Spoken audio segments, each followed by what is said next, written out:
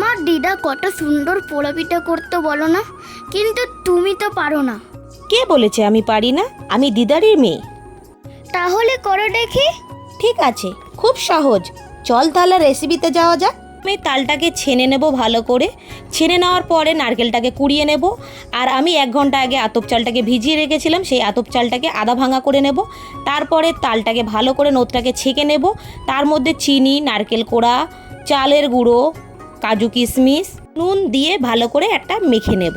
তারপরে দিয়ে দেবো কড়াইতের মধ্যে বেশ কিছুটা কলা পাতা, আমি পিস পিস করে কেটে নিয়েছি, সেই কলা পাতাগুলো বিছিয়ে নেব। ব্যাটারটা তার মধ্যে ঢেলে দেব, দিয়ে উনুনে এটা করতে হবে ঢিবে ঢিবে আছে। আর তারপরে উপর দিয়ে একটু ছাই তুলে কলা পাতার উপরে আবার ছাইটা দিয়ে আবার একটু উল্টিয়ে আমি এই পিঠটা করে নেব। তো বন্ধুরা, আমি এখানে করে নিয়েছি, দেখো কত সুন্দর হয়েছে। কিন্তু আমার ছেলে খেতে পারেনি, ছেলের বন্ধু খেয়েছে। তো ভালো লাগলে লাইক কমেন্ট